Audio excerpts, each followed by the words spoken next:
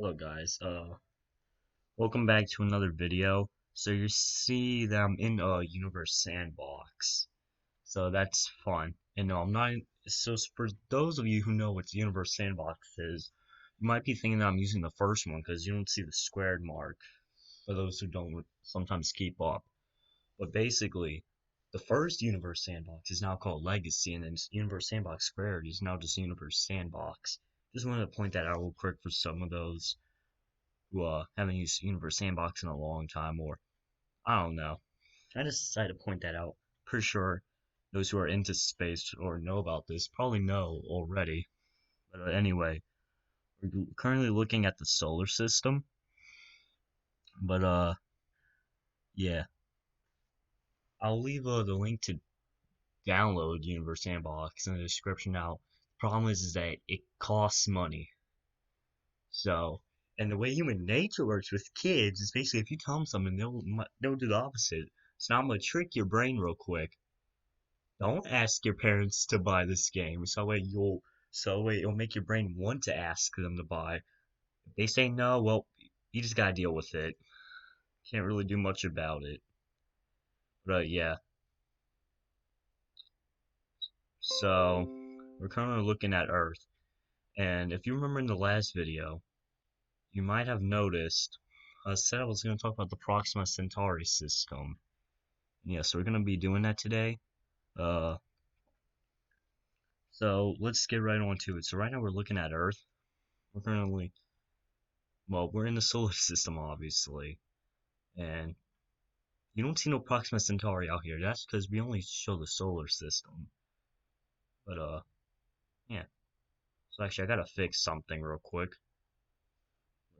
Sun and Jupiter. Oh, hold on, let me do.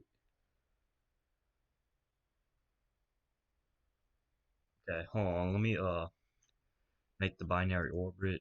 There we go. So the sun doesn't just go off. But anyway, now let's get on to what we were going to talk about, Proxima Centauri, which I don't really know too much about, but I can tell you the first thing for those of you who want to know. It's the second closest star to Earth. It's not the closest because the closest is the sun. Because if you used knowledge, you'd know that well, sun is a star, so it has to be the closest one to us. But anyway,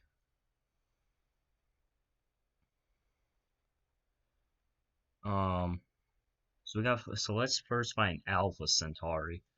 And why Alpha Centauri? Well, basically, Proxima Centauri. This is actually known as Alpha Centauri C, but you see, I'm using Alpha Centauri A. You're probably wondering like why. It's a good. That's a good question. Well, there's A, B, and C because that's a three-star system, and yeah, and Alpha Centauri A is the largest star in the system. It's a 10% more massive than the sun, and is also like our sun, but it's a little bit larger. And we have to go out a few light years to actually find out where this thing is. I think it's about like 4.4, something like that. I don't know the exact measurements. We'll put it right there. Then we have to get its companion, Alpha Centauri B, which is also like our sun, but it's 10% less massive and a little bit smaller. So we got 10% more massive and 10% less massive, which more massive one's obviously larger. Well, not because of mass, but that's just how the star was created, basically. So Alpha Centauri B and Alpha Centauri A orbit in a binary orbit about 23 astronomical units. I think in Space Engine they put them at 13. I'm not sure. I think it's 23. I could be wrong. But anyway, let's quickly create the binary orbit in the very center.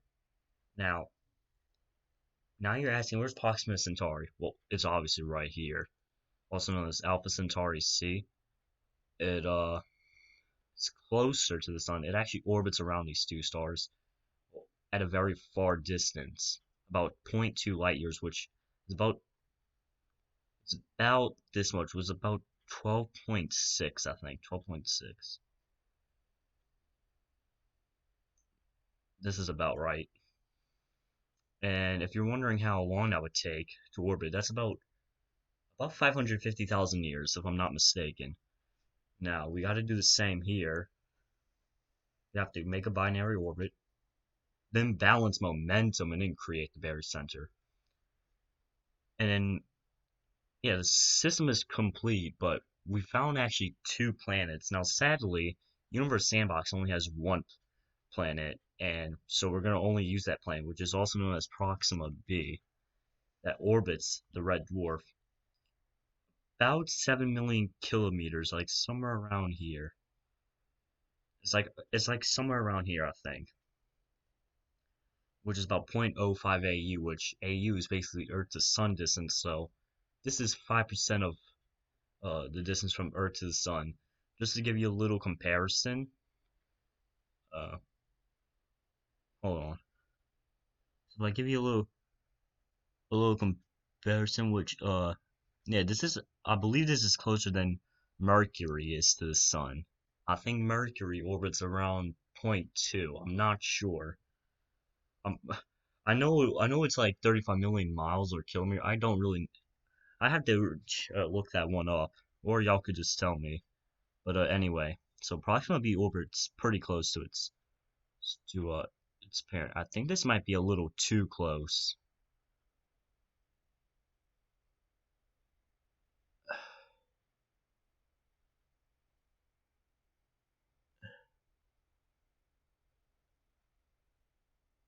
Oh yeah, yeah. This is definitely too close.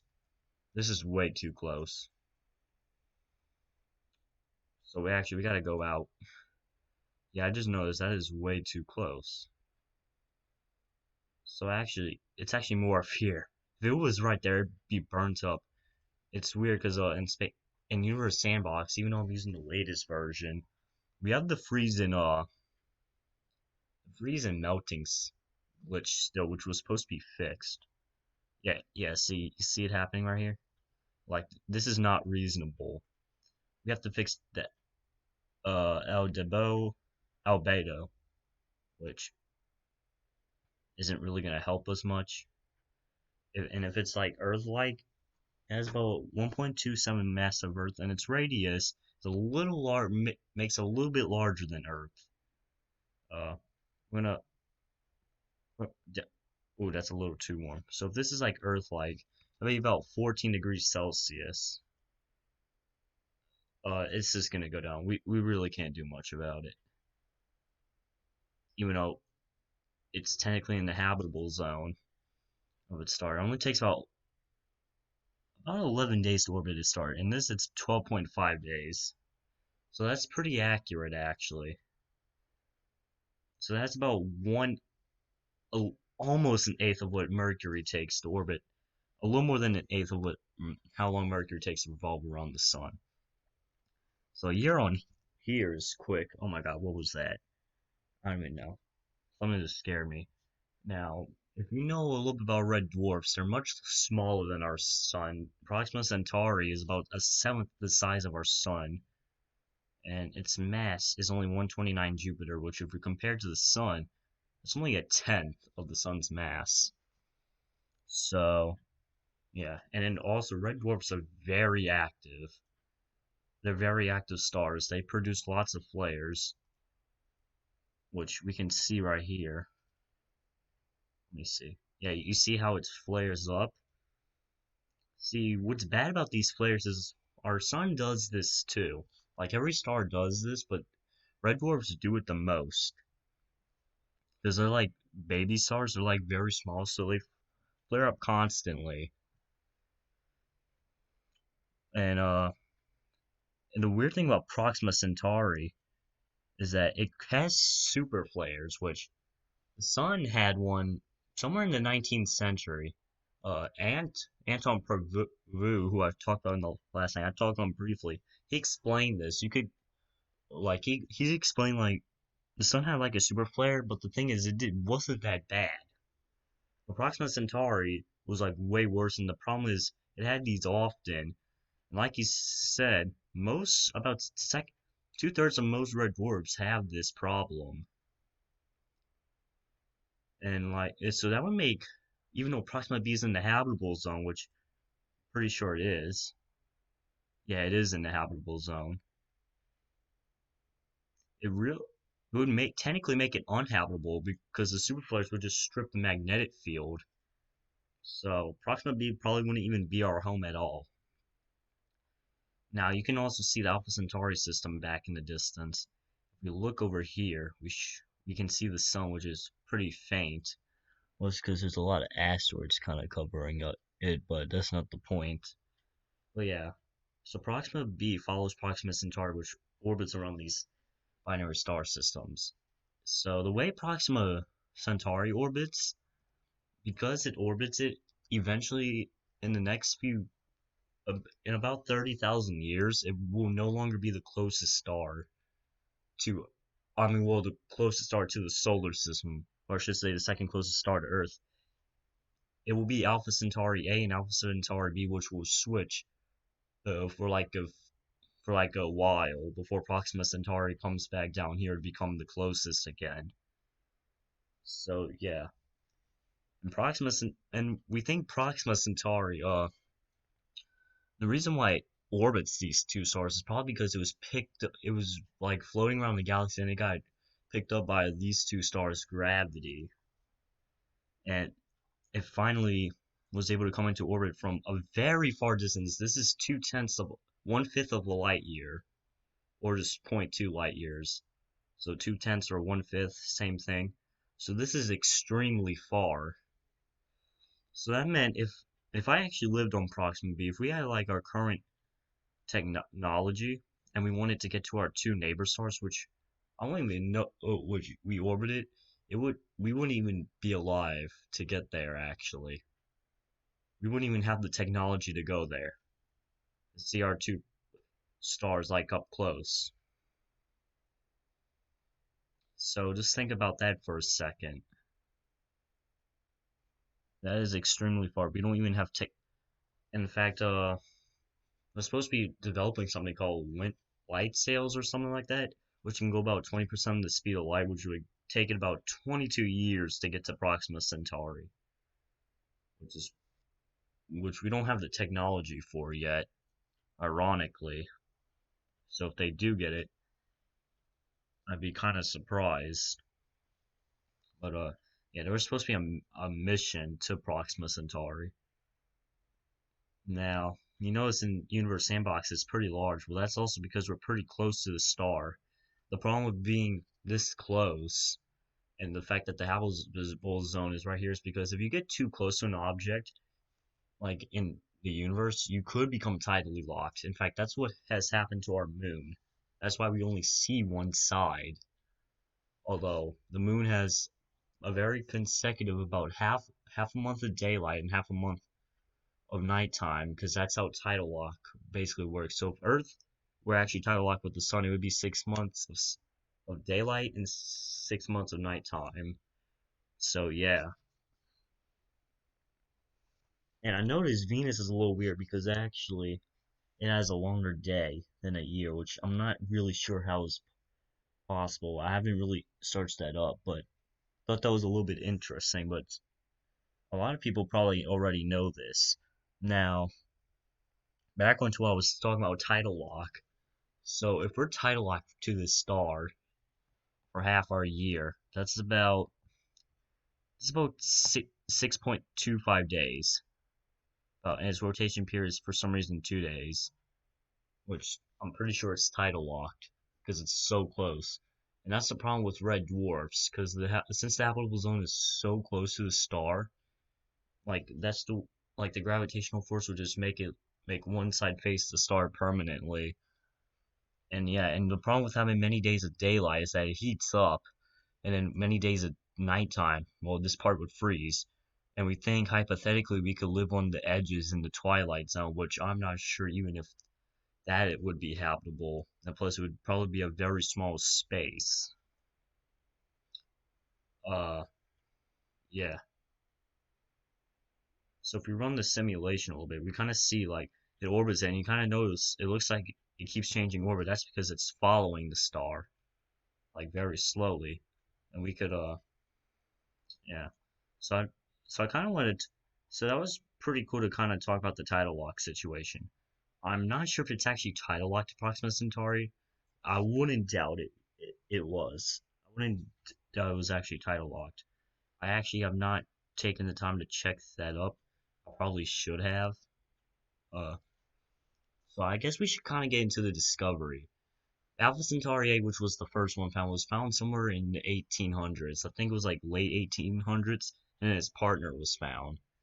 But then, but they did not know about Proxima Centauri. The problem with the red dwarfs is that they're so dim that, yeah, we can really only see ones in our neighborhood, which are still very hard to detect or by ourselves. Yeah, so even the ones we can that we can only detect, which are in our neighborhood, are also very hard to detect unless they're like super close up. So Proxima Centauri was finally discovered in 1917. Uh, and I guess eventually they did find it did orbit these two stars in a trinary orbit. I only know one other trinary star system. It was like Gliese 667, I think. But yeah, I'm pretty sure there are other trinary star systems that we discovered. I just haven't heard about them. But yeah. Okay, sorry for the awkward silence. I'm trying to think of something.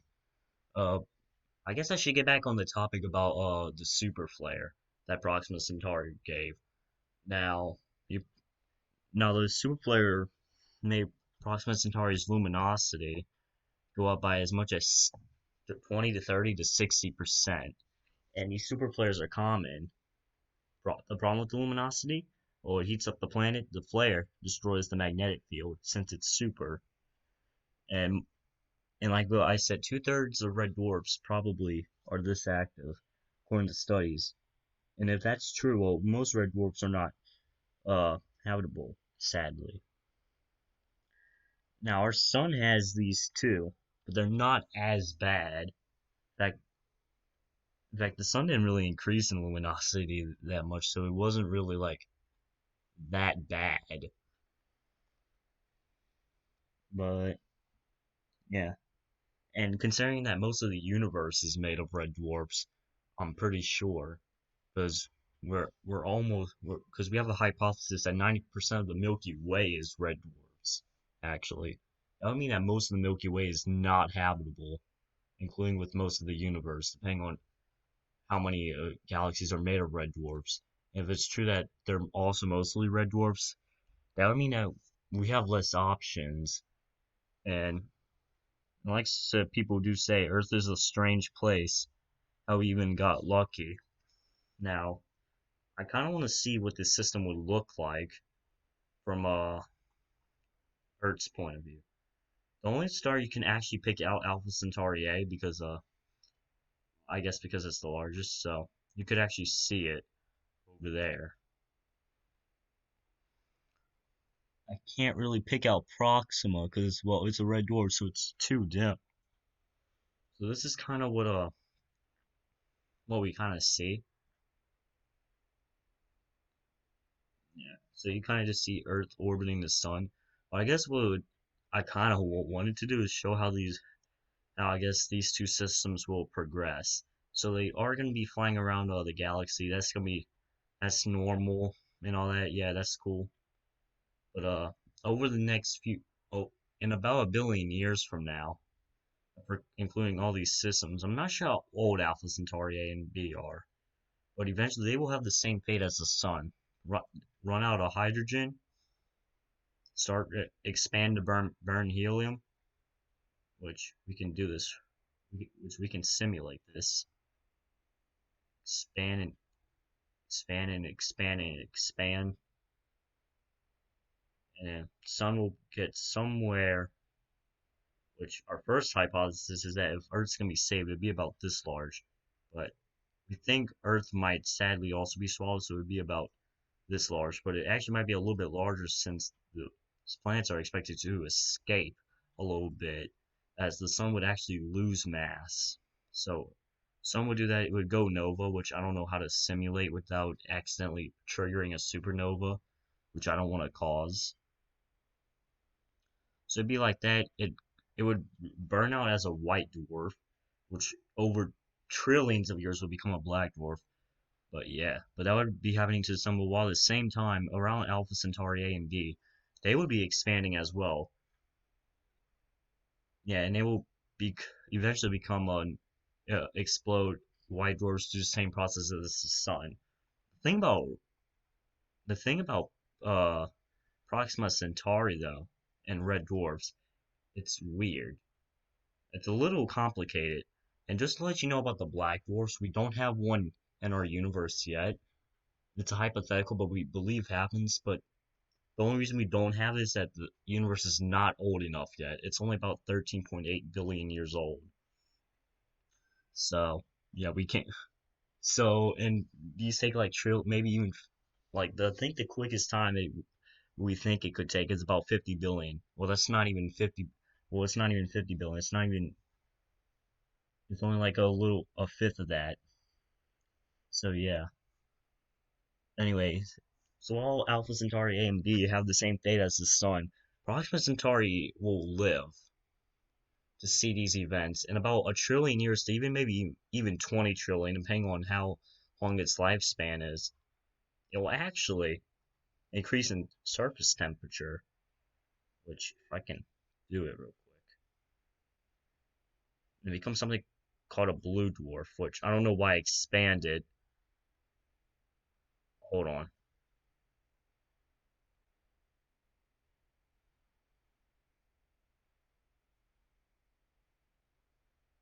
Which actually it should actually be much large, much smaller.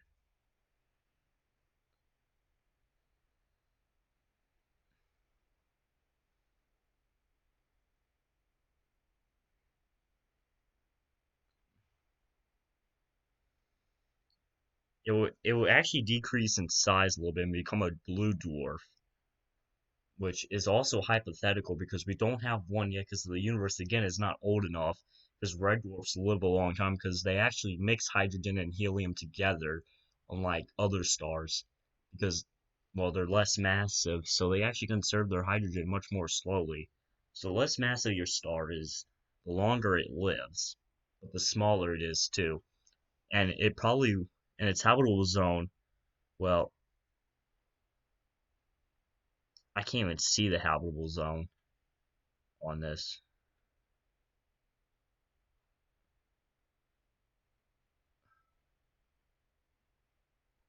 Probably, if I take this, I don't know why I cannot see the habitable zone. That might be a bug in the game. I think I might just. I don't really know to be honest. But anyway, it becomes a blue dwarf, but it would stay in this space for like a little while before eventually becomes a white dwarf. Except it will have helium and carbon dioxide instead of carbon dioxide and oxygen. I mean, not dioxide. I mean carbon and helium. Unlike instead of carbon and well oxygen, it will continue to decrease in size because that's what all white dwarfs are. Well, what we hypothesize do, and it will also eventually become well a black dwarf. And I can simulate this right now.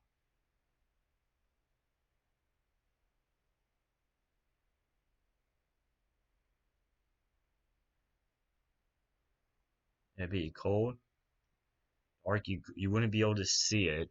Although the bad thing about not seeing is that well, if you got too close to this, it would kill you because it would be way because it's like trying to go to Jupiter. So actually, you would hit the surface, but you couldn't stand on this. So